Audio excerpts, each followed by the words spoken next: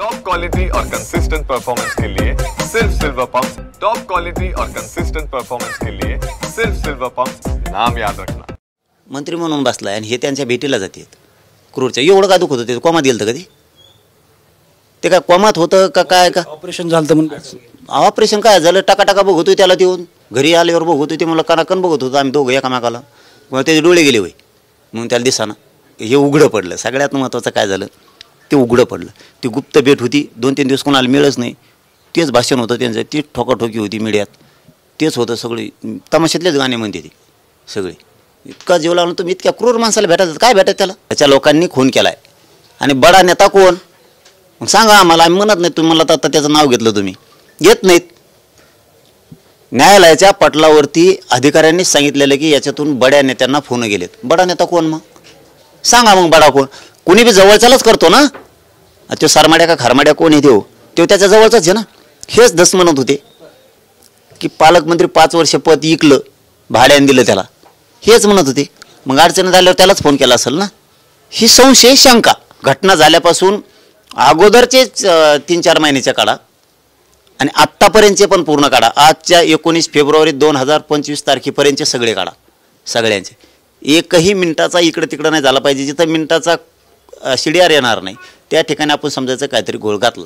त्याचं नाव उगाच नाही घेत, त्याच्यात लोक आहेत हे सगळे, हे का दुसरेच आहेत काय? त्याच्यातच मध्यंतरी सुरेश दस आणि धनंजय मुंडे भेटले, त्याच्यावर तुम्ही शंका उपस्थित केली, तुम्हाला ते पटलं नाही?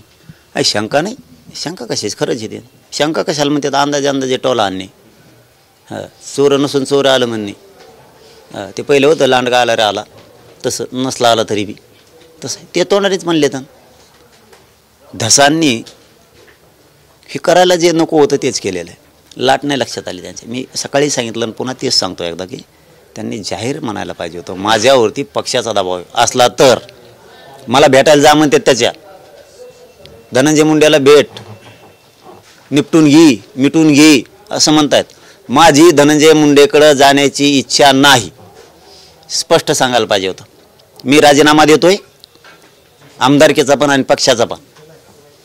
मी समाजासाठी बाहेर येतोय त्या दिवशी बरं का। आता काय उपयोग नाही त्याचा, आता ते पार लय पुला खालून पाणी गेलं, आता काय उपयोग नाही। त्या दिवशी 1,67,000 मतांनी निवडून आला असते सुरेश दस। पुन्हा डबल अपक्ष उभा राहिले असते, कसे उभा राहिले असते, कोणत्या पक्षात उभा राहिले, 1,67,000 मतांनी निवडून आले असते। एक शिक्का लोक चालले असते, एवढं जिंकलं असतं राज्याला। आता ते जाऊ दे, मला त्या खरंच सांगतो त्या विषयात बोलायचं नाही। त्या विषयी मी सोडून पण दिला, कारण आम्ही त्यांना खूप जीव लावला होता। अति इतके पुरावे तुम्हाला देऊन जर तुम्ही म्हणता पुरावे नाही, काय लागतात पुरावे? उलट ताजे दादा असं म्हणलेत, मी तर ऐकलंय की मी दिलता वा राजीनामा म्हणे, असा आरोप झाला तर। मग तसं बऱ्याच जणांनी दिलता। काय असतं, हाव नसावं माणसाला, हाव। जनता महत्त्वाची असावं, आपल्या जिल्ह्यातली जनता त्याच्यासाठी महत्त्वाची असली पाहिजे, हे त्याचं नेचर पाहिजे। ज्या जनतेनं त्याला निवडून दिलं ना त्या जनतेसाठी एखाद्या विषयात हाव नसायला पाहिजे। राजीनामा विषय आहे ना, काहीतरी चाललाय ना, आम्ही तर म्हणलो नाही तर तू 50 गिरे, आम्हाला काही फरक पडत नाही, आम्ही लय खंबीर आहेत, तुमचे निशाच उतरत होतो आम्ही, त्याचं नाही टेन्शन घ्यायचं।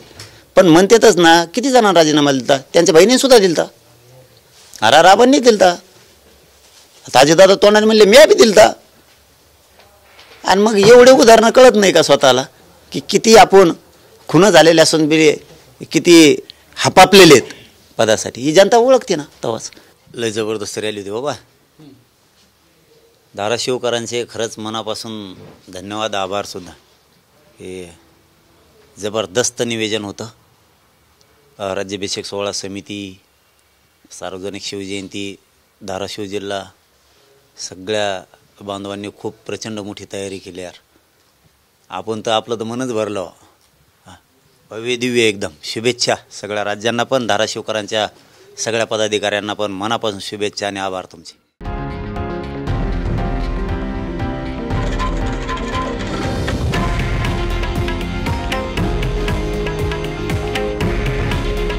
हे आहे देशातील नंबर 1 न्यूज नेटवर्क आणि आपण पाहत आहात TV9 मराठी।